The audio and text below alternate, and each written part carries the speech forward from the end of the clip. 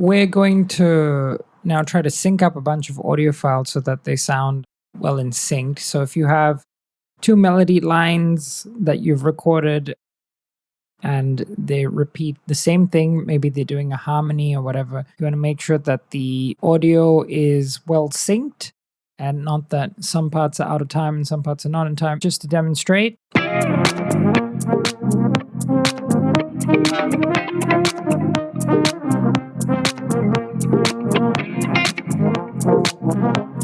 So this is the first instrument, this is the second instrument, this is the third instrument. They're all playing harmonies of each other.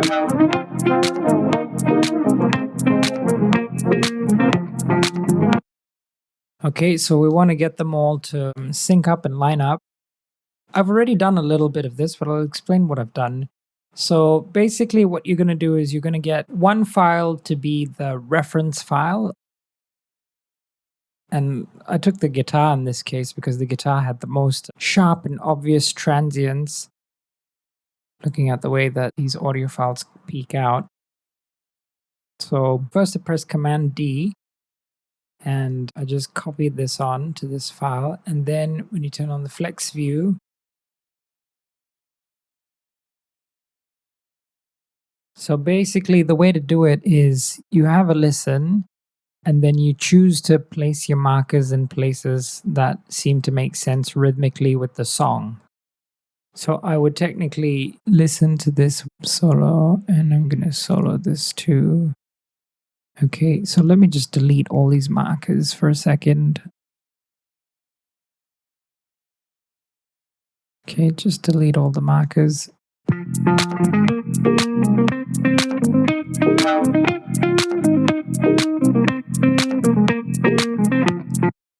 Now, you can start first by just making sure you have the right amount of flex markers here. So you can go here, you double click, go to the audio editor tab, and you click this button here.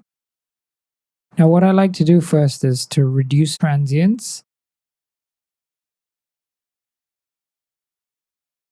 And then I increase the transients slowly so that there's less and less transients. And then you choose a rhythm that you feel works for the song. So for example, the first note has to start on the beat. And I'm going to just look at the last note as well for after 4 bars, because that's also got to be on the beat.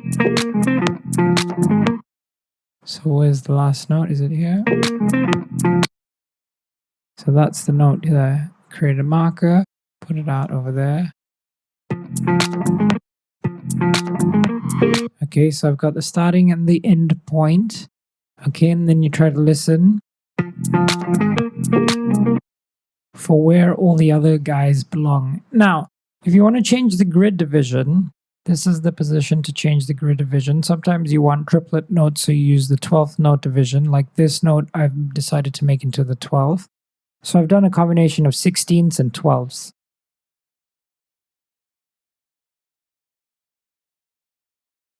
I'm going to fast forward a little bit. I'm going to delete this file. This is the reference rhythm that I had decided upon. Now, once you have the reference rhythm, you can use the reference rhythm to make all the other rhythms similar to the reference rhythm. This is just this file. And what I did was I converted to new audio file. So I have a new reference file here. So it's called reference, okay?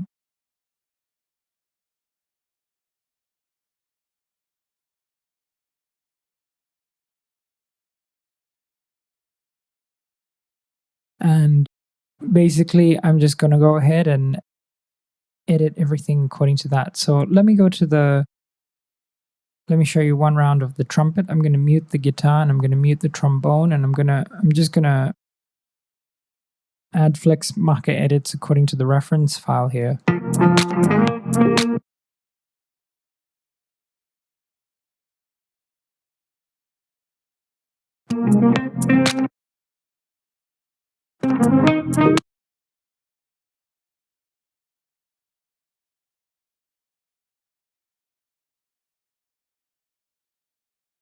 Now, there are some other things you can do to speed up this workflow, like quantizing and things like that. If you're not working with audio, if you're working with audio, that's very well quantized. And that's over here. You just press quantize and you can quantize all the flex markers to be on a grid note that you set, say 16, 32 or whatever, triplets or whatever.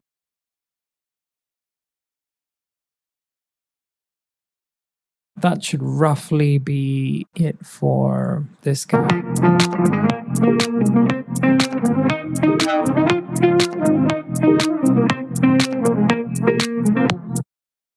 Get this guy probably.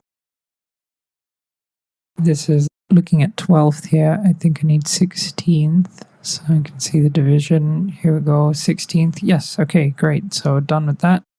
So I'm going to mute that. Take the double up to the trombone. Actually, this is the reference. Should rename this to reference. Okay, so go to the trombone now and have a look at the trombone's waveform and try to get that to be in sync with the guitar's waveform.